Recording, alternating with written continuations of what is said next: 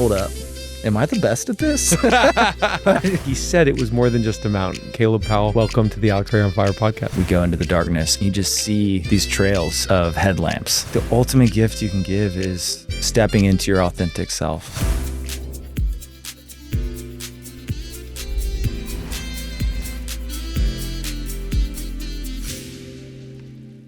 Welcome to the Alex Perry on Fire podcast. And I'm very excited for today's guest. But I'm going to start with, sometimes we talk about social media and it not being the best form to seeing things. In this case, I watched the guest, his journey, trek up a mountain, and it wasn't just any mountain. This is a serious climb. And from it, I found that I got to know him a little better from the social media. And it also told me I want to know his story. I want to know why he's climbing this mountain. And at the end, what it gave him, but he said it was more than just a mountain. And that's what I'm excited for today. So Caleb Powell, welcome to the Alex Perry on Fire podcast. It's good to be here. His first podcast. It's good to be on the other side. I consume a lot of podcasts as we were talking about. So it's interesting to see the setup, and I'm happy to be here and share what little, if no wisdom I have on life. Well, it's going to be good. So I'm going to go right into it.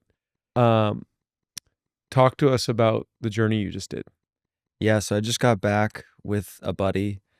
We climbed this mountain in Argentina called Aconcagua, which is famously one of the 7 summits. So each continent has one of the tallest mountains representing the 7 summits of the world. And this one is the highest summit outside of the Himalayas. And so a lot of people go there to train for the Himalayas. It's not technical, which to a novice person like me seems like that means not easy or super easy. But it's not very easy. It's super uncomfortable, and it sits at 22,800 feet. But you don't need a ton of experience in order to give it a go. What's Everest?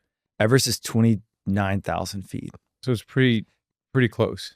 Well, in the mountaineering world, I mean, you still got 5,000 feet, but it's almost 7,000 meters, which is kind of, as you're climbing the ranks, 7,000 meters is a big bench. And then you go to the 8,000 meter peaks, and that's where Everest and all the Himalayan mountains are. But as I was watching you, this is no joke. I mean, no, I mean, it's a suffer fest, 4,000. I mean, for multiple weeks, you're extremely uncomfortable. But it's a really cool experience if you're at all into mountains and physicality. It's a really cool onboarding into the mountain lifestyle. But go through what is so, again, because I saw this, but what is the steps and what is so uncomfortable from the suffering standpoint? Yeah, I mean, I enjoy the outdoors. You know, I get my once, twice a year trip to Colorado in every year and own a tent and own a couple pairs of Patagonia gear. But I've always really respected mountain climbers. And this one in particular, it's just long. It's longer than most of your backpacking trips. And that's due to the elevation. Because you have to, basically, the saying goes, you have to hike high and camp low. So you're constantly zigzagging up the mountain and letting your body recover. So you'll take gear up to a camp, drop it off, come back down and sleep at lower elevation. And so you're constantly just trying to have your body catch up to where it can adjust to the altitude. So you start at 9,000 feet is where the gates are to the park. And over anywhere from 2 weeks to 20 days, you're just slowly zigzagging up the mountain. And you stop. There's multiple different routes.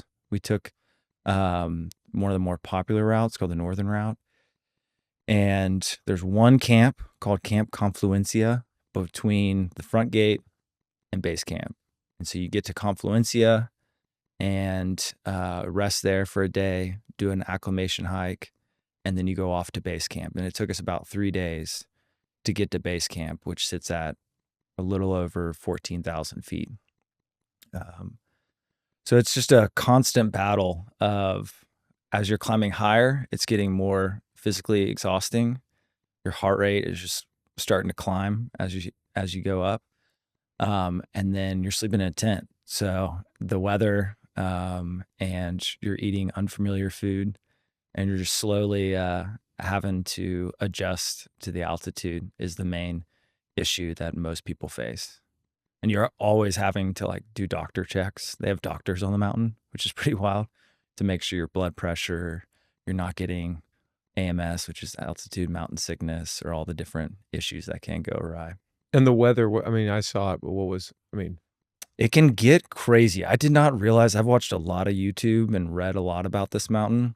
I never saw this much snow. It's summer down in South America right now. The seasons are flipped in the southern hemisphere. So you can climb it more easily in the summer. That's when most people do it. And it starts off, I think it was around probably 60 degrees where we started. And it can get up to -40 at the summit Fahrenheit. So the range of temperatures. And you have mules that carry all of your high altitude gear from the gate to base camp.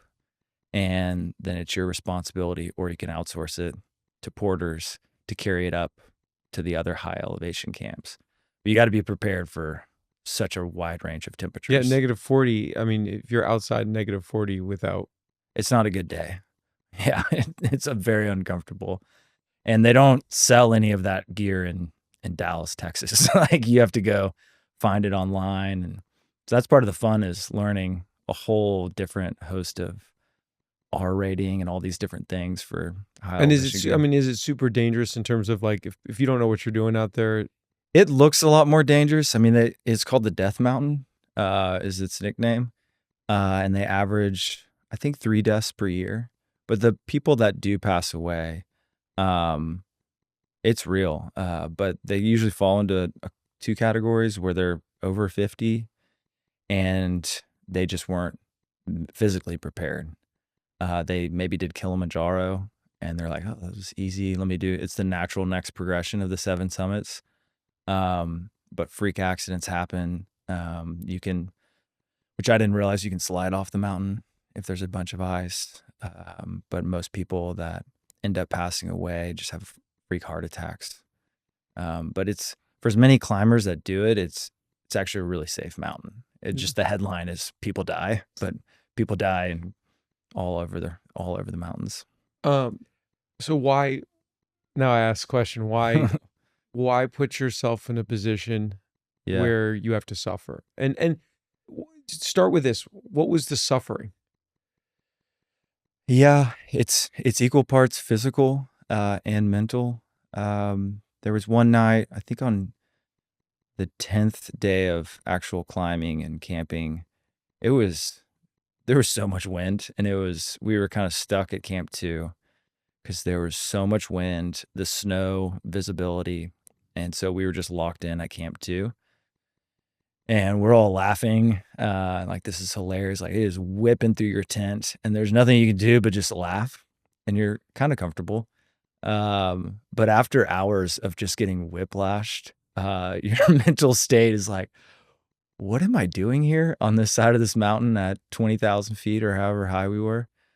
So that's like anxiety just like comes out of nowhere. And I didn't sleep that night. I was just so anxious, not necessarily scared that I was going to die or get injured, but knowing that I had days left, was going to be no sleep, and just like, what the heck am I doing climbing mountains when I could be back in Texas, where it's pretty warm. Actually, it was a winter storm here as well. But so a big part of the suffer is the mental side of it.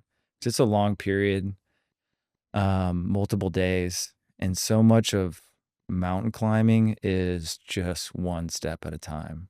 I remember our guide pointing out the southern face, and we were on like day 1, I think, maybe day 2, and it was telling us, you're going to blink your eye and you're going to be up there, but do not think about it. Just one step at a time. Like, you are so maniacally focused on the next step. And it might, like, it seems like there's a lot of dead time, which there is, where you're, quote, sitting and trying to recover, but you're constantly thinking about, where did I put my water? Where's my pee bottle? Should I empty my pee bottle? Should I repack my bag? Oh, I got to get out my crampons. There's always something to do to get prepared for what you don't know. And so every day and every moment, it seemed like we were either asking questions to other climbers who had been to the top or attempted the top, or asking all the other guides just advice on what to do, testing different equipment. So there's always something to do in the moment to prepare for success. Basically forces you to be present. Yeah, you cannot, because the idea of thinking about the summit, and everyone just talks about how miserable it is and how hard the actual summit day is. It does no good to think about that, but you can build to the next moment. And it might be, we're going to take 50 pounds of gear and we're going to go up to camp 1. And you're like, okay, that sounds tough, but just one moment at a time. I mean, literally one step at a time. What was the decision to go and put yourself in that space? What led, what's in life, Yeah. now I'm backtracking, but you just didn't wake up and say, this is something I want to go do. No. Maybe. No, I had seen the mountain about 15 years ago when I was studying abroad in Mendoza, Argentina, while in college. And I had hiked around the base of it in the park. And you look up, someone had a spotting scope, and you could see someone that was on the summit, or at least trying to get to the summit. And it looked like something out of AC/DC. I mean, you could see like the wind swirling, and these individuals were just total badasses attacking it. And I thought it was awesome, but I never thought I would be able to do something like that. But it's been in the back of my head forever. And I've told so many friends about it and so many people, and no one understandably wanted to go. And it's super inconvenient. I mean, it's 3 weeks. You're sleeping in a tent. There's no spa. There's no golf course. It's not, there's a difference between a trip and a vacation. It's very much so a trip. And I finally have a guy that I work with, Brad. I had done Kilimanjaro and really enjoyed it. And I told him that I've always wanted to do Aconcagua. And I was coming out of a relationship, and I was trying to be more authentic. And I get a lot of my value set from my Christian worldview. And there's this verse in John 10:10 that talks about the enemy comes to seek and destroy and kill, and I've come that you may live life and live it abundantly. And to me, an abundant life is just full of adventure. And this is like an ultimate adventure. And so once I never wanted to do it alone, because life is just not as rich doing things alone. So once I had a buddy who was down, we booked it and said yes, not knowing really what we were signing up for. You said that you just got out, was out of a relationship. Mm-hmm. Was that the spur to say, like, I need to kind of find myself, or I want something to kind of take my mind off whatever that was doing for you? Because it seemed like that might have been a driving point. Yeah, I think in a lot of ways I was looking for answers, questioning a lot of like life decisions. And I've personally found nature and mountains specifically as a connection point to find clarity. And I just wanted to do something that I was proud of. And I've been super blessed in this life and had so many wonderful opportunities. But I've never really planned something out for myself. And no one wanted to go. And this is inevitably can be perceived as pretty selfish because you're taking 3 weeks off of life, basically. And I didn't want to do it. I think once I got out of a relationship, I felt the freedom to be a little selfish in the sense that if something were like on the worst case scenario to happen to me, I'm not leaving someone, which sounds super dramatic, but it always is in the back of my head whenever I thought about this thing. So once I found another buddy to do it with, I felt a lot more confident. And yeah, just try to start a new chapter. I try to do something physically extremely challenging every year, and this one landed right there. Well, it's funny how you say like selfish, right? Because that makes no sense from the outside world, because society may say that sounds selfish. Me sitting around across from you says, wow, like you're not on the hamster wheel. You're not just doing what society. Why can't you take 3 weeks off if you Mhm. if you can, and that's something you want to do? Mhm. Um, it doesn't make sense to me why that wouldn't be possible. And it doesn't sound selfish, and it sounds like you did something for yourself, because we talk a lot about it on the show, like mental health. Mhm. Uh, I say this, nature, I needed to connect with nature. I didn't even have a connection with nature. I don't even know what that meant. Like I had zero connection with nature. We talked about it before you came on podcast about the Katy Trail being It's nature. Dallas's I mean, nature. but it is so important. And so tell me, like, you summit. Yeah. I don't want to. You summited. Not everyone summits. Yeah. Yeah. It's I think they say it's somewhere around 30 to 40% success rate, which I thought was total BS until we tried to do it. I was like, oh, What's that day like? Explain that. I get why Yeah. the numbers are what the numbers are. Why? And yeah, why? Why? What's that day look like? Well, it's called an alpine start. So you start super early in the morning when it's dark. And we quote woke up at 3 a.m. and I just started blasting some Fred again and just getting the vibes going in our tent. But we did not sleep, or at least I did not really sleep, because you basically go from camp 2 and you're kind of adjusted at camp 2. You've been there for a little while. And then you go up to camp 3 in the afternoon, eat a little bit of food, and try and get sleep. But it's 20-ish thousand feet and it's pretty uncomfortable. And then on top of that, you have the most physically demanding thing, at least that I've ever had to do, that lies ahead of you. And so I didn't really sleep. Woke up. It's so cold. It's hard to articulate just how cold it is. So you've got every single gear possible is on. You're trying to get your boots on and you're trying to get some calories in before you start. So we get up, get all of our clothes on, boots, all of our bags were already packed the night before. Everyone's kind of getting into a tent. There's other groups that are at our campsite.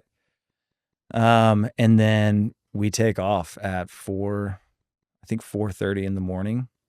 And we made it about 2 minutes before my hands, I thought were going to fall off. And I have like the nicest Everest type gloves, but it still didn't really help that much. And luckily someone had some hand warmers. So we split up some hand warmers and then we just go off into the darkness where we've got our helmets on, crampons, because it was extremely snowy and icy. And we go into the darkness and it's so cool. You look up the mountain, you just see these trails of headlamps that are above you and you can't see behind you or anything. You can only see like right in front of you. And my mindset was like, just get to sunlight because you want the sun so bad, just to shed its warmth on you. And so we get to our first stop and there's people dropping like flies that are on the trail. And our guide, it was one guide and myself and one other person, he just goes demon mode and puts his head down and we just tuck behind him, get to our first spot. We were one of the first people to the first rest spot and we rested for maybe 5 minutes, chugged some water, took some Advil, and he was very confident that we should go first. And so we started our own trail and just started going through the snow up to the next spot. And he told us we'll stop at Black Rocks in about an hour. We were like, where are the Black Rocks? And we realized we'd passed the Black Rocks. He just wanted to keep going. And so we made it, and finally the sun started coming up at this place called Independencia Pass, where there's an old hut, and we were the first ones up there, and you realize how far you've been. I think we had covered 1,500 feet at that point, and over 6 hours, and we just were having a good time. The sun was coming up. You can't really think about, some of the passes that are coming, just hearing about them. And at that point, I was feeling pretty good. And you're on all kinds of adrenaline. And then was the quote scary part that was supposed to be coming up. And it sure enough is pretty scary. And it's just a huge exposure area of about 2 hours where you look down and it's about 4,000 feet of just drop at a very steep incline. And we had learned what's called self-arresting, where you take your ice picks. If you slip on the ice, you take your ice picks and shove it into the ice as you're sliding down to hopefully save you. And someone the year before had sat down on this same windy traverse and just slid. And so all I knew was do not sit down. And so we had to get through this part. And I remember getting to this first ice patch, which I can't see what an ice patch is. It just looks like snow. And our guide essentially was like, throw all of your weight into your feet. We're going vertical. We're not going sideways anymore. Because it's hard to walk on ice that's slanted. And so you just got to go straight up. And there was just no time to really think about what we were doing. And you cannot look down. I never wanted to look down, and definitely did not want to look up, because you kind of get vertigo, where you're haven't slept, you're at 21, maybe close to 22,000 feet. And again, it felt like going back to 15 years ago. It felt like AC/DC music playing, and just the wind is whipping pretty hard. And we get through that whole windy traverse and made it to the cave. And that's when things, in my opinion, got really hard. So you wait in this windy cave, and there's such a tapestry of people's mental state that get to the cave. Some people are breaking. There was a guy that was on oxygen and threw his oxygen off and was like walking off.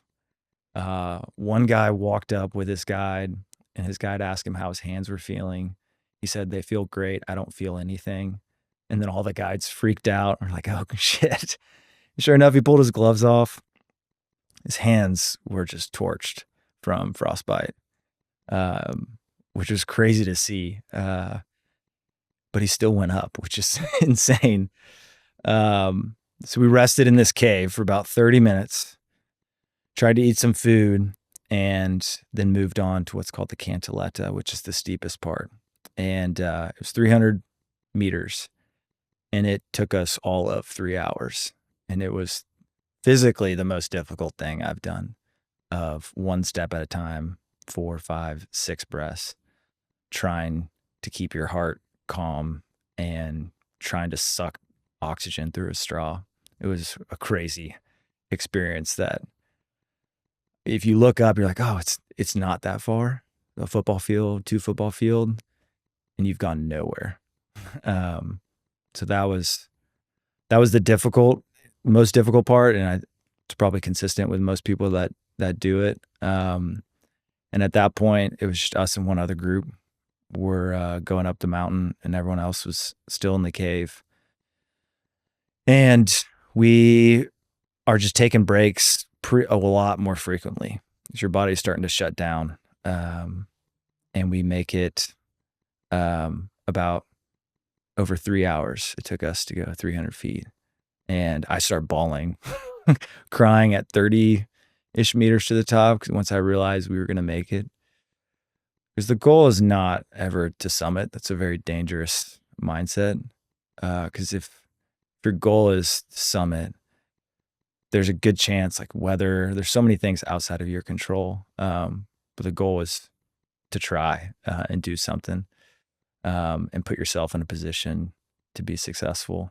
But we made it to the summit and had about 45 minutes up there of just chilling, which was a really cool, beautiful experience. Yeah, do you hold that in you right now? I do. I mean, it was more reflective and impactful before I got to the summit, like realizing that we were going to make it as opposed to making it. And I wasn't emotional because, oh, that was so hard.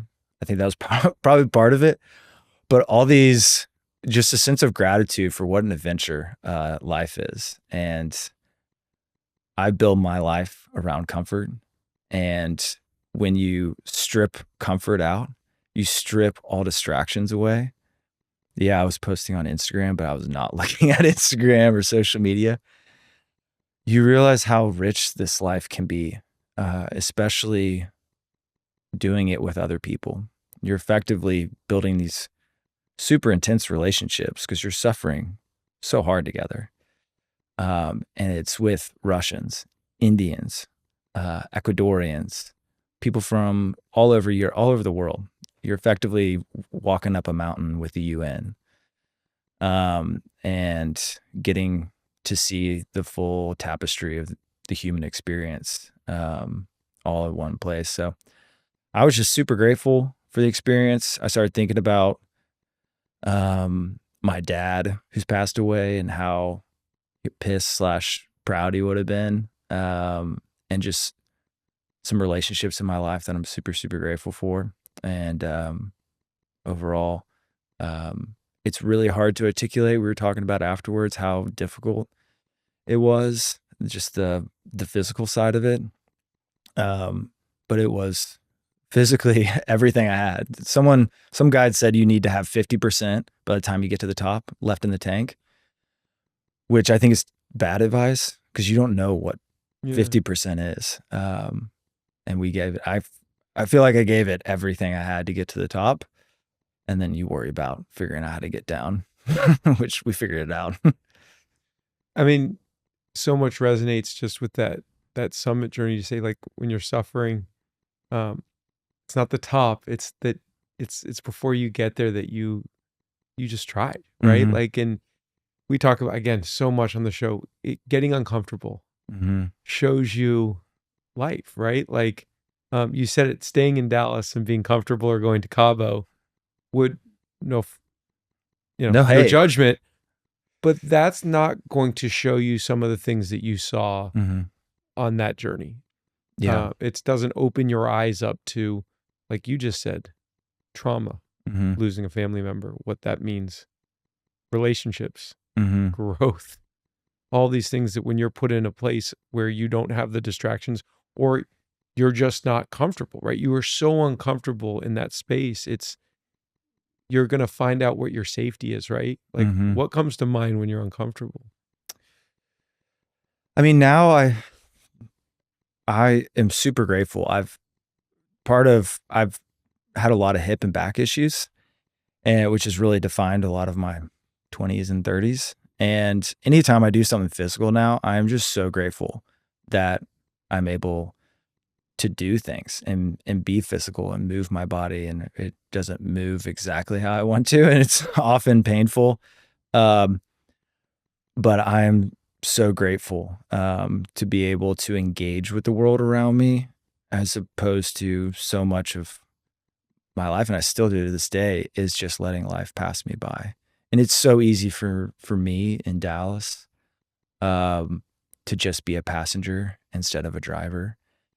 And this like whole trip was me driving with another friend of like, this is the life I want to live. This is the abundance that I choose, is a combination of being surrounded by people that don't think like me, look like me, have the same religious beliefs. I just think life is so much more rich when shared with others' experiences because you learn about yourself. I learned so much random stuff about Japanese culture and mate. The mate lifestyle is incredible, which is the tea that they share. It's kind of like smoking a cigarette, and where you share experiences, and it's a great conversational tool, but it's just tea. It's pretty healthy. I mean, it like lights me up because the last podcast I did, I talked about Pura Vida. Yeah, the Pura Vida. It's a very similar lifestyle. And, Costa Rica and Santa Teresa. And you said before we were just talking that you'd been there. Yeah. And what hit me is you don't have to go scale a mountain, especially if you're not a mountain climber. No, you don't. But what I did is I chose to go surf. And Yeah. I literally chose what you just said. Different community, totally different people. People that are down there from all over the world. Yeah. I'm just giving another example. It's very similar. Why trying I love a sport I did not know.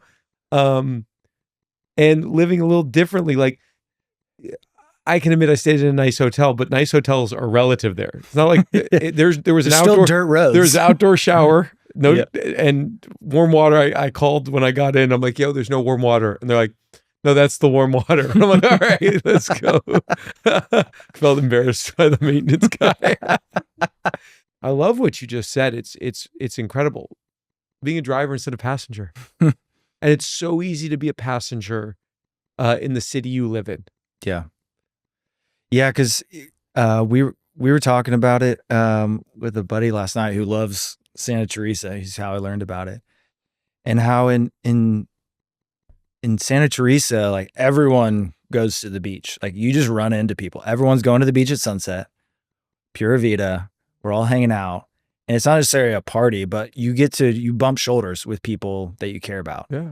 And in Dallas, it's built for cars and it's not built for community. And it's okay, but you just got to work to build that into your life. At least I have to, or else you live this solo life that lacks a lot of richness. No, it's so that's exactly why we started something called Connect 2. It's the idea that a phone call, watching them on Instagram, whatever, social media, that's not connecting. No. Like you just said, whether it's guys maybe different than girls, but yeah, we want this or an experience, it's like you said, it can be breakfast, it can be a workout. Talk to me about this, because I think it's what separates a way of living, but you said it, control.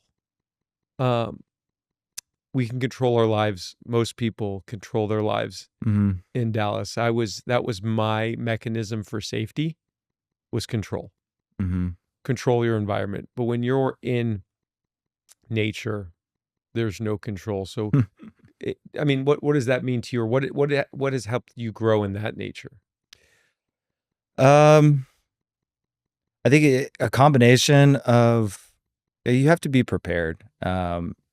But ultimately, I guess the most intimidating thing coming to something like Aconcagua was I'd never been above 13,000 feet. And I was in pretty good shape, but you have no idea how your body's going to react. And there's some people that were much more experienced, had done Ironmans and all kinds of things, and they don't make it past Camp 1 because some people's bodies just cannot do altitude. And so I was at peace with the fact I might be just vomiting everywhere pretty early in on this. And once you get altitude sickness, like you're done. You have to go down. There's no way around it. But there's a fine line from the self-help world of, control your own destiny versus being present and opening opportunities or leaving them with an open hand. And that's how I feel like Aconcagua was for me. Is like, I really want to get the summit, but the goal is not, number one is to come back home. Number one is not to summit and die.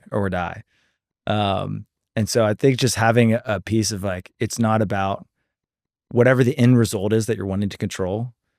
It's about showing up and trying something that's, for me, extremely intimidating in the mountain climbing sense. But it's taking actionable steps to kind of building the identity capital that you want to be in the life you want. And so much of my life has been sitting on the sidelines of life, and not being a part of, like, not even like giving any credence to, am I involved at all in, like, I have no control. So you got to step in to the game. I mean, as I hear, that's so powerful. to think, and what you've done is you're just doing something that aligns with you, Yeah. right? Like that spoke to you 15 years ago. In my opinion, it spoke into your soul. Yeah, for sure. You know, you remember the music that you were listening to while you were watching people do it, right? So something like that sits with you, and it speaks to you, and then you aligned with it. And so I can feel it. It's super powerful. I Super ultimately powerful. think that's, yeah, everyone is on a journey of this game called life. But like the ultimate gift you can give is stepping into your authentic self and living out the life, like what, at least from my view of like what the Lord calls you to, and stepping into that. That's why like all these like great classic stories of the Odyssey and Homer's Iliad is people stepping into like their identity, and ultimately everyone around them is is blessed by them stepping into who they not necessarily want to be, but who they're called to be. And I felt called to go hike a silly mountain. But it was a super important experience for me. Yeah, and you say that, but I could feel it when you were in the gym. You brought that energy to the gym too. You are your authentic self in the gym. I noticed that. I actually noticed it's, the little, it's funny because I see something that says enjoy the little things, but it is the little things that you might not know, and for the audience listening, that you might not know that you're doing. Yeah. Your authenticity shows up in the littlest of ways, and you connect with people the smallest ways. I say that because of the seat you're in right now. I saw that in the gym. Wow. You asked me little questions.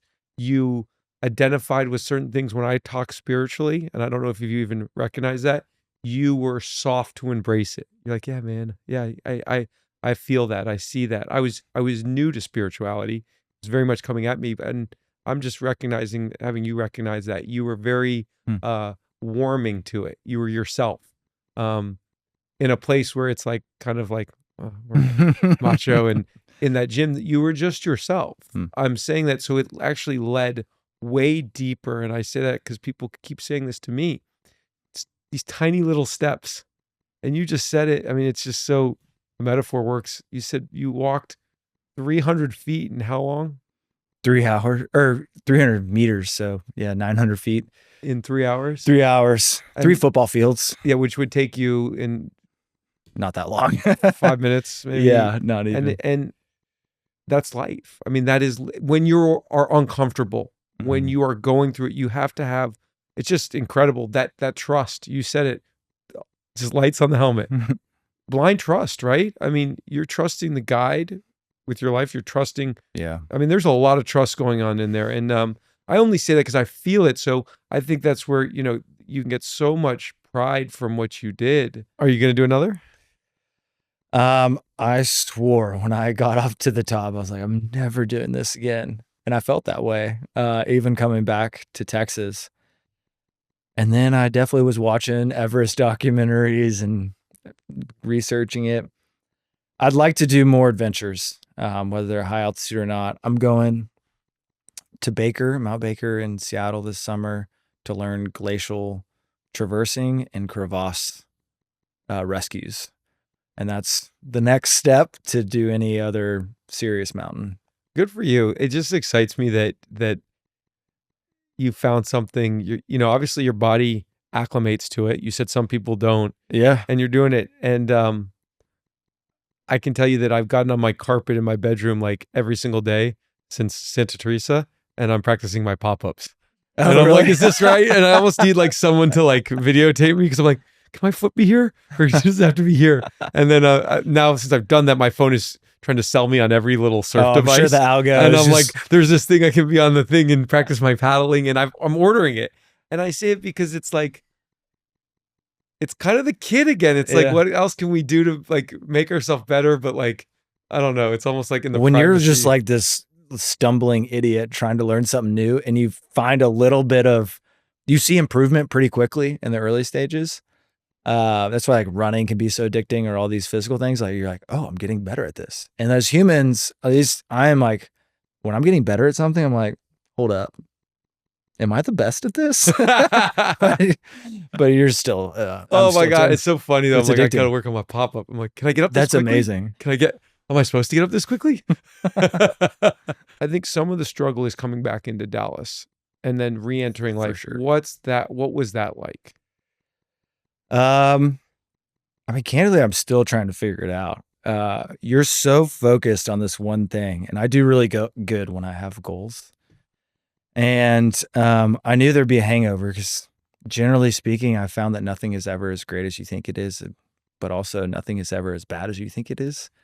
There's just highs and lows to life.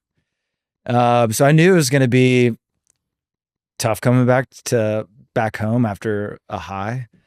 But it really has been, because you have these experiences with so many, what I find like interesting people and all these stories, and no one that you love and care about had those experiences, which is part of why I wanted to share it on Instagram, the good, bad, and the ugly. But it's been tough coming back to Dallas, where you've had these super tight relationships. You're having these incredible conversations all day with all these interesting people. And you come back to Dallas and it's my own doing. You feel like you got to jump back into your routine, but you're changed a little bit. You see the world a little bit differently, and it's not like I'm at a 180, I'm a totally different person. But it's like you're looking through a different pane glass because so much of what you think you care about on a trip like this just totally goes away. Like like whether it's like super petty things of like the clothes you wear or like the neighborhood you live in, I never thought about any of that stuff. You're wearing the same clothes for 10 days. It's pretty humbling. You're peeing in a bottle all night. And you come back to Dallas and there's just a different cultural currency that people are chasing. So for me, it's the gym and working out to get back into a routine and rhythm, but still trying to figure out what that next metaphorical mountain is, so to speak, and physical. It's tough because you get a level of consciousness, right? And I think the mirror is your conscious or whatever it is, your viewpoint changes a little bit. Like you just said, it's like, yeah, what is important? Because coming back here says this is important. This is a working city. Yeah. It's interesting. It's identity, right? Because this is for me. I'm speaking a little bit for you, but I'm almost projecting. It's like, I'll say it for myself. In Santa Teresa, Alex Perry is nobody. I mean, meaning like which is, I'm assuming, was a good thing. Yeah, it's a great thing. Yeah. It's incredible. No one cares. No one cares, and it doesn't matter. And you suck at surfing, and you don't know where you're going, and you're intimidated by anything, and you're learning, like you said, from surfers, and you come back here, and your identity is what you've been here, right? I'm not saying I'm not trying to prop myself up, but it's like, well, when I'm here, I know I'm a real estate guy and I sell real estate, and this is what I do for my routine, and this is where I eat, and this is, like you said, you get back into this rhythm that it's forced on you, but your lens is different. Right. Your lens is like, but why am I doing this? Or what is this for? This is my opinion. And it's difficult. I agree with you. It's incredibly difficult. And not everyone can go travel again and say, okay, let's go do the next 3-week mountain or the next week trip. So to me, I think it's the finding of the balance. It's so funny. On our first podcast, we talked about column A and column B, and we're going back to it. It's wild.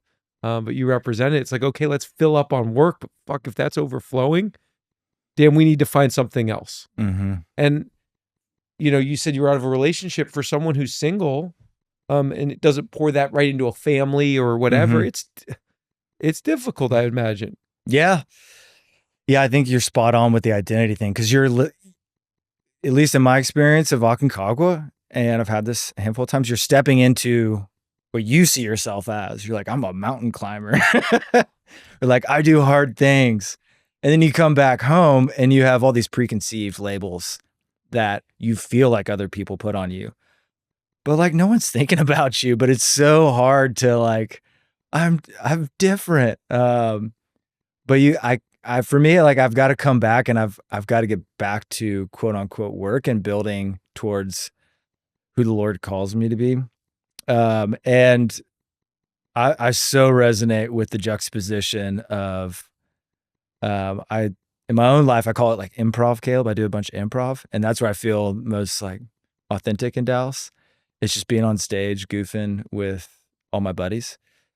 And then you got to be professional, Caleb. You got to play all these different roles. But that's like all the childlike state where you want to be what you feel most, and it can be at odds with what people see you as. I was literally smiling ear to ear because it's like the kid in you, right? Like Yeah. what I want to be like throwing food. Like I do it too much. I throw food. Like last night I threw something at my brother at the dinner table, and they threw it back, and I'm like, I don't care. And it's like, yeah, I said it before. It's like when you get That's true. That's like true inner child. yeah, when you Tantrum get child. tossed in the water, and you're like, it's like that reminded me of when I was young and I just got you'd boogie board, or what I did forever. So it was just in the Just washing smash. machine. Yeah. Now you're like, oh, I pulled my hip out, my leg, but it's just such a smile because it's like play. It's you want to be that play version of you in the city.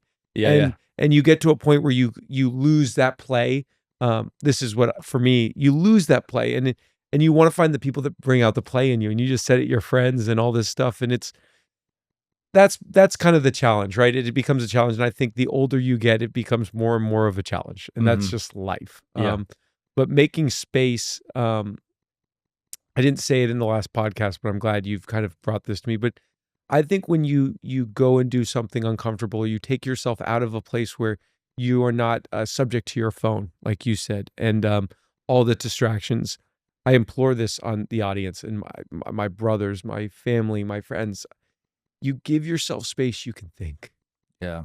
And all it doesn't have to be the worst, but what you can think of is, who are you? Like you said it, like not who is everyone wants you to be because you've been in the same place, in the same city, with the same people telling you who you are. Find space for it. Like if you cannot do it without, I'm not an expert, but you cannot do it without space. Yeah. I mean, I spend way too much time consuming, like taking in whether it's social media or other people's perceived opinion of me instead of creating. And or another way to say it is like instead of like playing. And I know like I have to put guardrails on. Like if I get on social media, if I don't have a regular schedule, then I'm not the best version of myself. And there's the term, have you ever heard about mimetic desires? It's where we get the word meme from, which is awesome. But it's basically the idea that you don't really want the things you want. You're just affected by everyone around you, whether it's material things like the shoes or like relationships. It's like, oh, I really want to get married because everyone else around me is. And it happens on a deep psychological level. And this is baked into all marketing. It's very aligned with the Fight Club, the things you own end up owning you type line. Yeah. But we like the smartest people in the world are writing algorithms to get us to suck in, to buy things, to swipe. And like, you have to consciously like fight back and be resistant to this machine that's coming at you and define, because it's going to define who you are. The world will define who you are if you do not define it. Wherever you're getting your definition from, whether it's your spiritual life, your identity as, a realtor or a family member, you have to be on guard. At least I do. Otherwise I'm like, try to be everything to everyone. And I'm not honest with myself. Yeah, 100%. And you got to be careful where you're getting your information from, because that is yeah, most that definitely. is what is going to bring fear into your life. I talked to someone the other day who's going on a solo trip, female, very secure. And she started going to a very safe place, Greece, by herself. and she has no problem with that. And then she started reading the news or the Epstein files or something like that.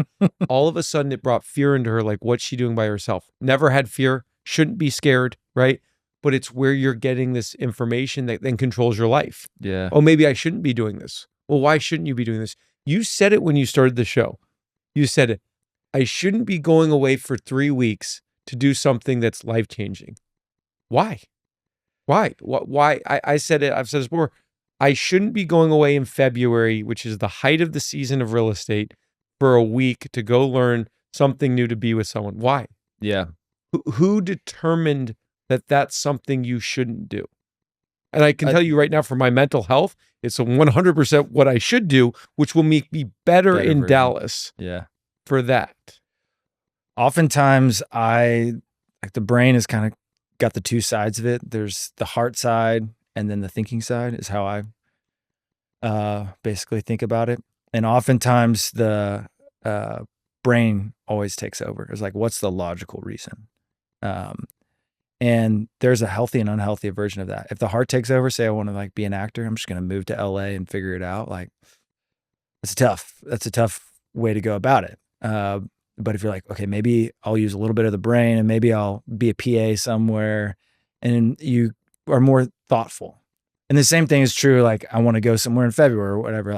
If you're just following your heart, and that's true in relationships or work, anything, you just jump into it without any information and a game plan. It might not go well, but you can de-risk it. The heart always is going to win, but it needs to be informed by thinking it through.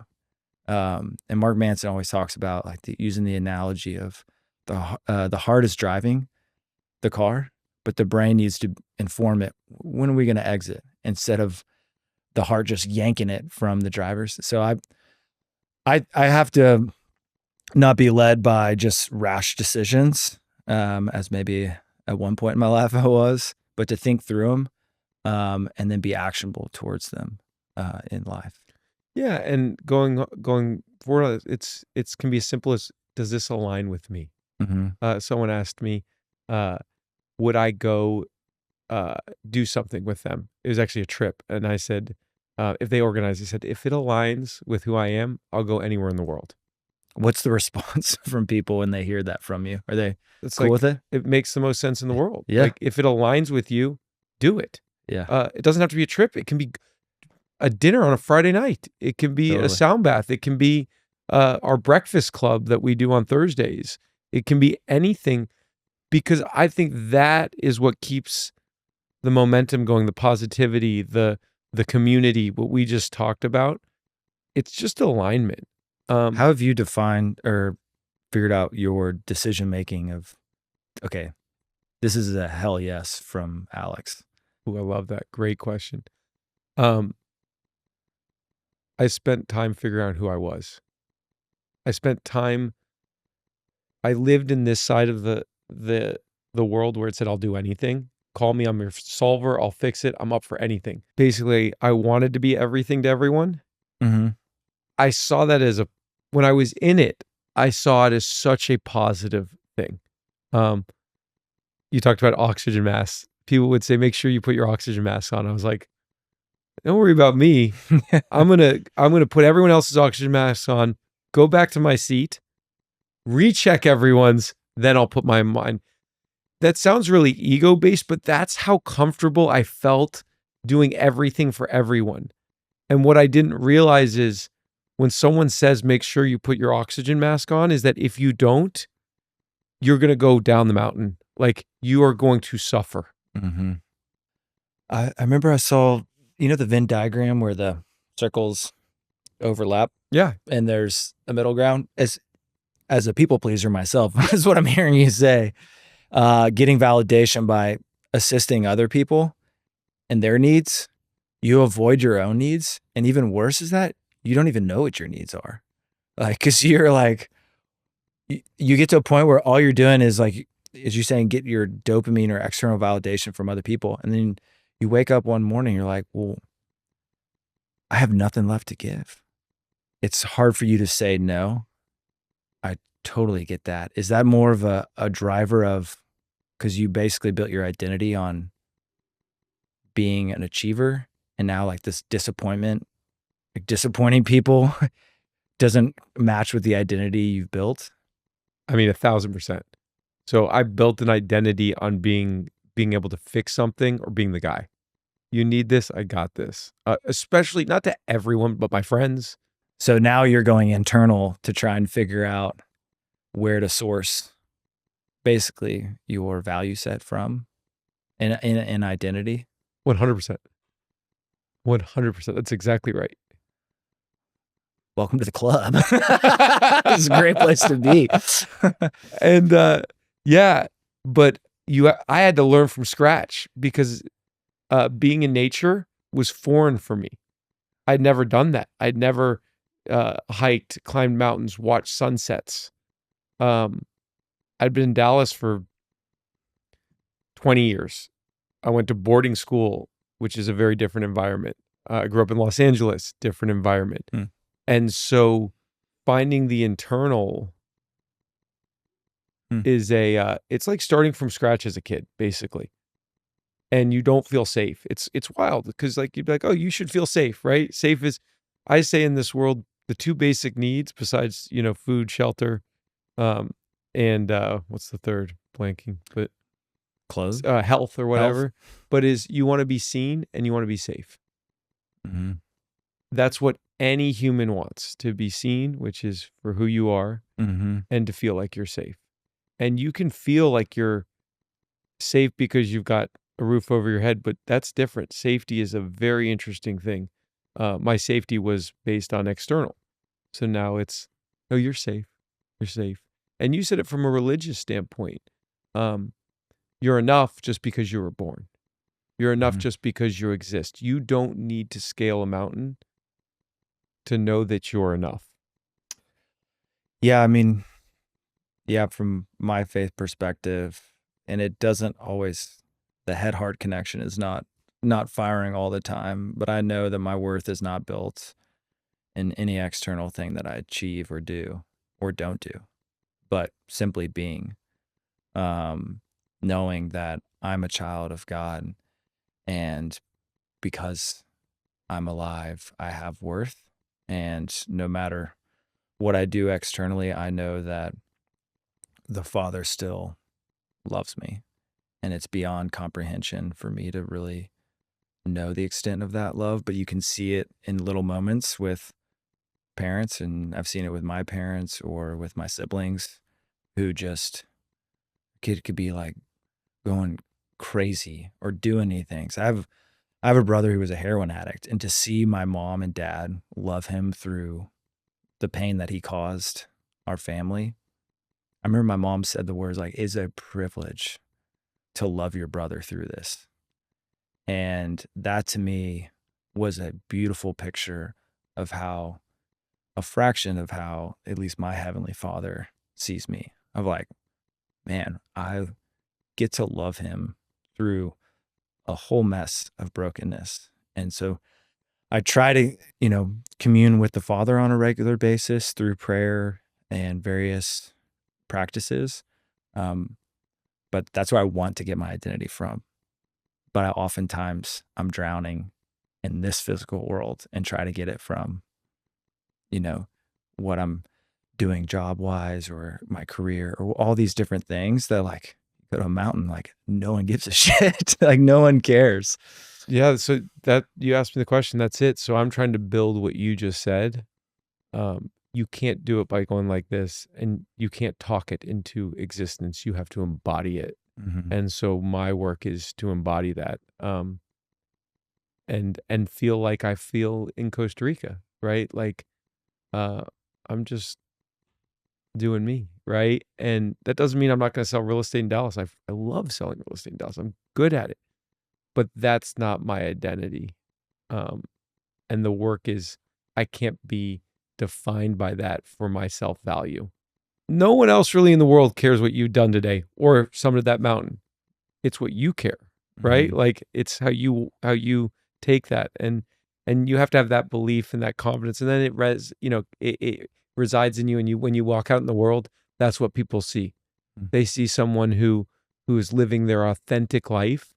And that's energetic. That's powerful. And honestly, it's what drew me to having you in the seat today. We don't have a deep relationship. For the audience, I've worked out with Caleb maybe 10 times, and I've never reached out to you directly. The energy of me seeing you a couple times in the gym, you putting out in social media, and whatever it is that drew me to say, your story matters. The way you live matters. How you show up matters. And I hope whoever watches it just says, like, I see that and I can do it myself. Like, I can live that way too, because you are living an incredibly authentic life. I appreciate it. It often feels less authentic internally, but I really appreciate you inviting me on, and it's always a pleasure to talk with folks like yourself that are trying to pursue something beyond themselves.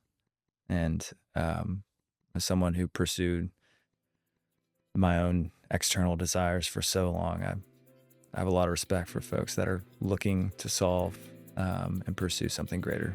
Love that. Last thing, we donate to a charity of your choice every guest. So what charity would you like us to donate to? I'll go with Men of Nehemiah. Have you ever heard of them? No. It's where my brother eventually got sober, but it's a drug and alcohol rehabilitation center that's faith-based and uses very strict military practices over in South Dallas. It's awesome. 100%. We'll donate to it. So Again, appreciate it. Thank you for listening. Yeah, Incredible. Thanks for having me. Love it. Thank you so much for listening to this episode of Alex Perry on Fire. It means so much to me and the wonderful team that makes this all possible. I'm now passing the flame to you. Please follow, like, and subscribe so you can always stay up to date. Thanks again, and stay fired up.